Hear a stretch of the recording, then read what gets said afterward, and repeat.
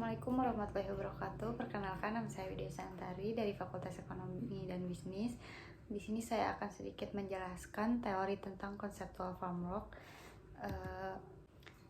Yang pertama di sini akan sedikit saya jelaskan dulu the role of a conceptual framework, yang dimana proses perjalanan penyusutan conceptual framework dimulai pada tahun 1980 dan awal tahun 1990 di USA, Kanada, UK, dan Australia. Namun pada tahun 1989,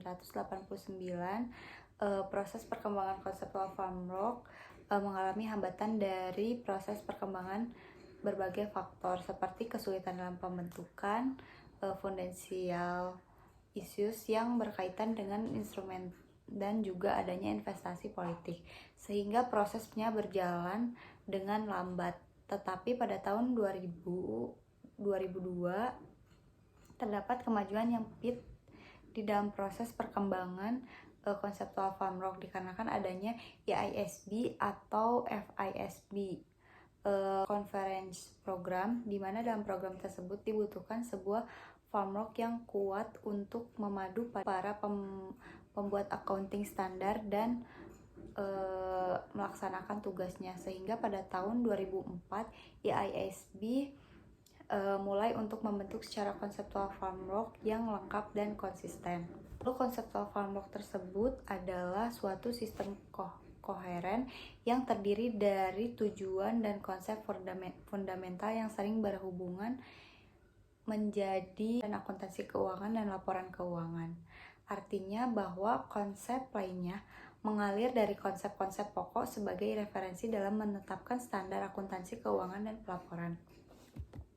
Lalu conceptual framework juga merupakan upaya untuk menyediakan sebuah struktur. Conceptual framework dimaksudkan untuk membentuk sebuah sistem koheren antara tujuan dan prinsip dasar menuju suatu standar yang konsisten dalam penjelasan sifat, prinsip dasar menuju suatu standar yang konsisten dalam menjelaskan sifat, fungsi, dan keterbatasan akuntansi keuangan dan laporan keuangan. Lalu perkembangan conceptual framework, di sini juga ada perkembangan conceptual framework FISB, merupakan 6 statement of financial accounting concept.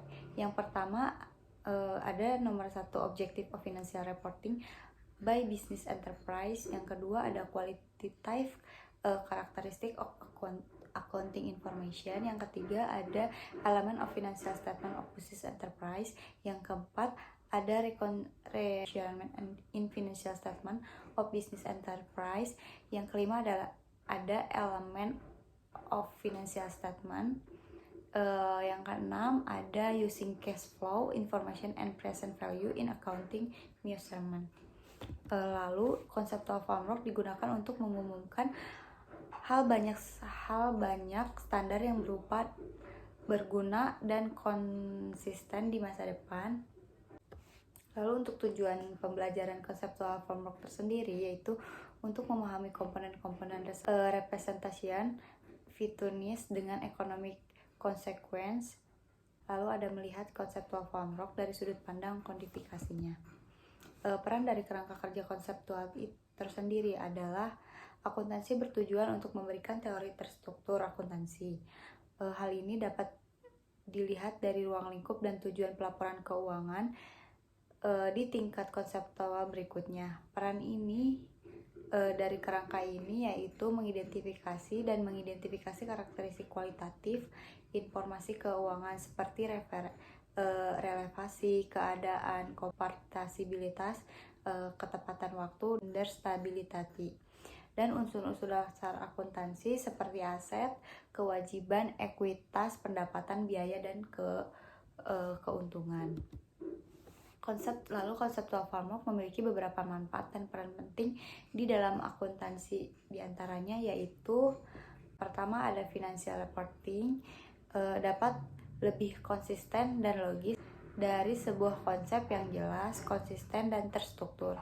Misalnya, kini seluruh entitas diharuskan menggunakan air value dan penilaian asetnya tidak lagi memakai historical cost aset tersebut.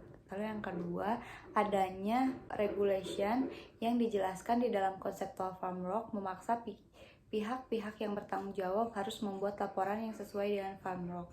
Yang ketiga, pihak-pihak yang menyusun financial report dapat lebih bertanggung jawab terhadap yang dikuatnya karena seluruh requirement dalam membuat financial report telah tertera dalam jenis Farmrock. Lalu yang keempat, meminimalisir resiko dari overregulation. Yang kelima, baik prepares maupun auditor dapat lebih memahami financial reporting requirement yang memperkuat atau memeriksa. Lalu yang keenam, di sini juga ada untuk pengaturan financial reporting requirement dapat lebih ekonomikal karena tiap isu yang muncul tidak perlu didebatkan kembali dari berbagai sudut pandangnya. Untuk konsep-konsep kerja konseptual Farmrock agar berguna dalam pembagian keputusan, informasi akuntansi harus memiliki dua kualitas, yaitu kualitas primer dan kualitas sekunder. Yang pertama ada kualitas primer, di mana kualitas primer ini adalah utama yang membuat informasi akuntansi berguna sebagai dasar untuk pengembalian keputusan yang memiliki referensi dan reliability yang melekat pada informasi akuntansi. Lalu yang kedua ada kualitas sekunder, yaitu adalah merupakan kualitas tambahan yang seharusnya dipenuhi dalam penyusunan laporan keuangan. Kualitas sekunder yang harus dimiliki informasi akuntansi adalah keberdaya bandingan, comparability, dan konsistensi. Lalu asumsi konseptual Farmrock, yang asumsi-asumsi ini menyediakan landasan bagi profesi akuntansi digunakan agar akuntansi dapat dipraktikkan, meliputi yang pertama asumsi entitas ekonomik, yang kedua kesinambungan, yang ketiga asumsi unit moneter, yang keempat asumsi periodisitasnya. Mungkin sekian dari penjelasan teori konseptual Farmrock.